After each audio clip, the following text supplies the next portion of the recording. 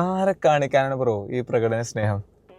സത്യം പറയണേ, നിങ്ങൾ ശരിക്കും സന്തോഷവാനാണോ? Are you really happy? Ramadan മാസം നമ്മളിലേക്ക് വരാൻ വെറും 3-4 ദിവസമേ ബാക്കിയുള്ളൂ. സോ അതിന് മുന്നോടിയായി റമദാനെ വരവേൽക്കാനായി നമ്മൾ വെക്കുന്ന സ്റ്റോറീസും സ്റ്റാറ്റസും മറ്റു കാര്യങ്ങളൊക്കെ ഉണ്ടല്ലോ.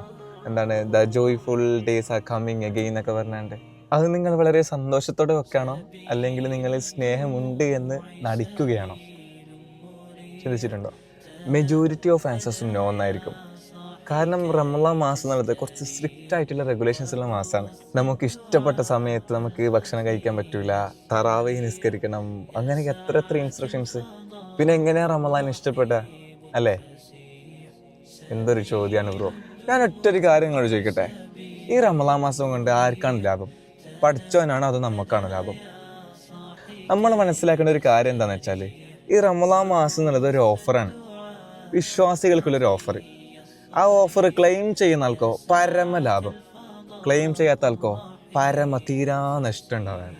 പ്രത്യേകിച്ച് മർമ്മപ്രധാനമായി നമ്മൾ മനസ്സിലാക്കേണ്ടത്, ആരംഭപ്പോയ പൊന്നുമുത്ത് മുഹമ്മദ് മുസ്തഫ സല്ലല്ലാഹു അലൈഹി വസല്ലമ തങ്ങളുടെ ഉമ്മത്തായ നമുക്ക് കിട്ടിയ വലിയൊരു ലാഭമാണ് പരിശുദ്ധമാക്കപ്പെട്ട റമദാൻ മാസം എന്നുള്ളത്.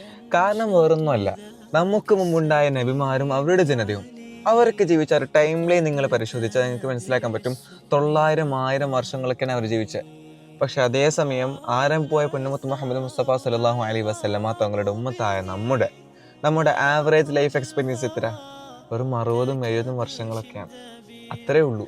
സോ അവര് ചെയ്ത ഇബാദത്തിനോളം ഇബാദത്ത് ചെയ്യാൻ നമുക്ക് സമയമില്ലാത്ത കൊണ്ട് തന്നെ പഠിച്ചോ നമുക്ക് തന്നൊരു ഓഫറാണ് ഈ പരിശുദ്ധമാക്കപ്പെട്ട റമദാൻ മാസം എന്നുള്ളത്. നിങ്ങൾ കുറച്ച് ഖുർആൻ ഓതിയാൽ മതി, കുറച്ച് ദിക്ർ ചൊല്ലിയാൽ മതി, കുറച്ച് നിസ്കരിച്ചാൽ മതി, അതൊക്കെ 25,000-20,000 വർഷങ്ങളൊക്കെ ഇബാദത്ത് ചെയ്ത് കൂലിയാണ് നിങ്ങൾക്ക് തരാം. സോ അത് നമുക്ക് ക്ലെയിം ചെയ്യണ്ടേ? അതിനുള്ളൊരു അവസരമാണ് നമുക്ക് വരാൻ പോകുന്നത്. സോ ആ പ്രകടന സ്നേഹങ്ങളൊക്കെ എടുത്ത് മാറ്റിവെച്ച് നമുക്ക് റമദാന് വേണ്ടി വളരെ കൃത്യവും വ്യക്തവുമായ രീതിയിൽ നല്ലൊരു പ്ലാൻ ഉണ്ടായിരിക്കണം. എപ്പോഴൊക്കെയാണ് ഓതേണ്ടത്, എത്ര പേജ് ഓതണം, എത്ര ദിക്ർ ചെല്ലണം, ഏതൊക്കെ സമയങ്ങളിൽ ചെല്ലണം, അങ്ങനെ വളരെ കൃത്യമായ പ്ലാൻ നിങ്ങൾക്ക് എങ്ങനെയും പ്ലാൻ ചെയ്യാം. അത് നിങ്ങളുടെ കംഫർട്ടിനനുസരിച്ച്, നിങ്ങളുടെ സൗകര്യത്തിനനുസരിച്ച് നിങ്ങൾക്ക് ചെയ്യാം.